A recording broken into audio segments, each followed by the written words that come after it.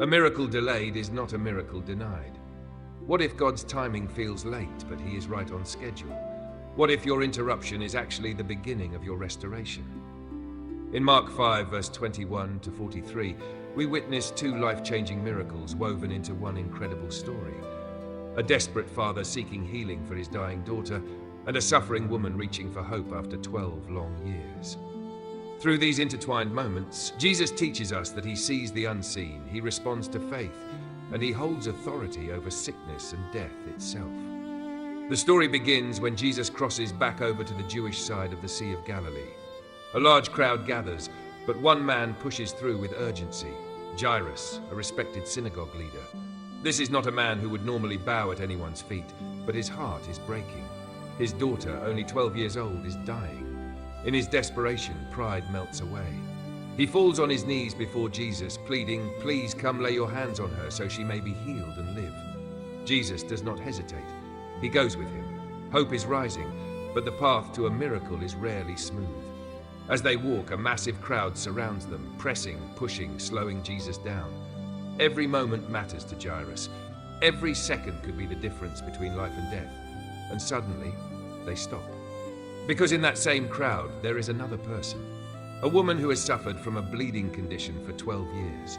Not 12 weeks, not 12 months. 12 long years of physical pain. 12 years of social isolation. 12 years of spiritual exclusion. 12 years of being told she was unclean. 12 years of feeling like a burden. 12 years of trying everything and getting worse. Mark tells us she has spent all she had on doctors, but none could heal her.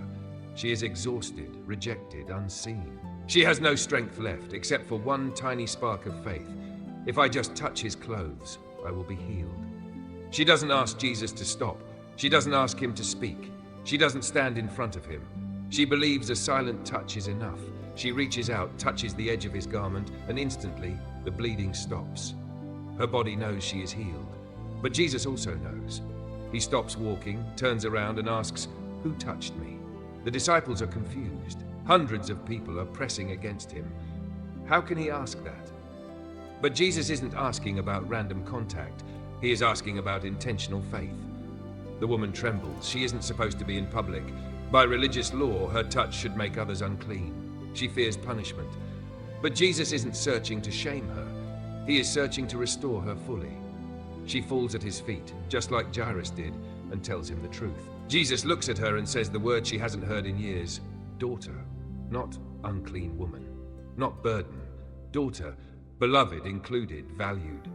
Your faith has healed you. Go in peace and be freed from your suffering. Her miracle could have ended quietly, but Jesus wanted her restored publicly, so that everyone would know she was healed, accepted, and cherished again. One touch changed her body. One word changed her identity. But while this woman is celebrating, someone else arrives with devastating news. Your daughter is dead. Why bother the teacher anymore? Imagine Jairus' heart shattering. He must have been thinking, if only Jesus had not stopped. If only we had gotten there sooner. If only this woman hadn't interrupted. Sometimes other people's blessings make us wonder where ours are. Sometimes we watch miracles happen around us while our situation gets worse. But Jesus hears the news and immediately steps toward Jairus with words that can anchor any terrified heart. Do not be afraid, just believe. Faith doesn't mean the situation isn't bad. It means Jesus is still greater. They continue to the house. The atmosphere is filled with wailing and despair. People are mourning loudly. The girl is gone and hope with her. But Jesus says something that shocks everyone. The child is not dead, but asleep. They laugh at him. Not a joyful laugh, but a mocking, cynical laugh. The kind that says, be realistic. It's too late. When others laugh at faith, Jesus keeps working. He sends the crowd out. He takes only the parents and 3 of his disciples. He goes into the room where the girl lies, her body still and lifeless. Death has done its work. Time has run out. But Jesus takes her hand, something no religious leader would do, for touching a dead body brings uncleanness. But purity flows from Jesus, not the other way around. He speaks directly to her, not in Greek, not in Hebrew, but in her own home language, the voice of love she has heard since birth. Talitha kum. Little girl, I say to you, get up. And immediately, not minutes later, she rises. She walks. She lives. Death itself must obey the one who is life. The room transforms from weeping to astonishment, from sorrow to celebration. Jesus then says something wonderfully simple: give her something to eat. Because love cares about details too. This story reveals profound truths about our Savior and our faith. First, Jesus responds to desperation. Both Jairus and the woman fell at his feet. Different backgrounds, different pain, same posture of surrender. Jesus moves with compassion toward those who cry out to him. Second, delays do not mean denial. The woman's healing seemed like a delay, but Jesus was not late. He was preparing a greater miracle. God's timing always carries purpose. Third, Jesus restores identity, not just health. The woman didn't just receive healing, she received dignity. Daughter affirmed her value before everyone. Fourth, faith is not the absence of fear, it is choosing trust in fear's presence. Jairus received the command we all need in crisis: do not fear, just believe. Fifth, Jesus holds authority over both sickness and death. He heals the living and raises the dead. Nothing is beyond his power.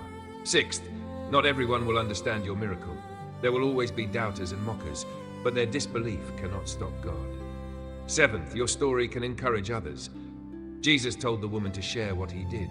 His works in you become hope for someone else. Let's bring this into our lives today. Maybe you feel like Jairus. Your situation is urgent. Time is running out. Your heart is desperate for a miracle. Jesus says, do not be afraid. Just believe. Maybe you feel like the woman. You've suffered silently for years. You're tired of disappointment. You feel invisible, unworthy, alone. Jesus calls you daughter, son. You are seen. You are loved. Wherever you are in these scenes, Jesus is walking toward you with power and compassion. You may think God has been delayed, that he missed his moment, that your hope has died. But Jesus still speaks life. He is not limited by human timing. He is not intimidated by impossible circumstances. He is not surprised by your situation. Even death must step aside when Jesus enters the room. Whenever God seems late, it's because he is planning something greater, something that will leave people astonished, something that will reveal his glory in ways no one could imagine. Maybe the miracle hasn't come yet because it's still growing. Maybe the breakthrough hasn't happened because the testimony isn't finished. Maybe the healing hasn't arrived because God is preparing resurrection. Your story is not over. Your child is not forgotten. Your heart is not beyond repair. Your future is not dead. Jesus is coming. He is speaking. He is restoring. He is raising what others say is gone. All he asks is what he asked then. Do not fear. Just believe. Thank you so much for watching this message. If it encouraged you today, please like this video, share it with someone who needs hope, and make sure to follow and subscribe to Holy Path Insights for more faith-building Bible teachings. May the God who heals and restores bring miracles into your life. God bless you.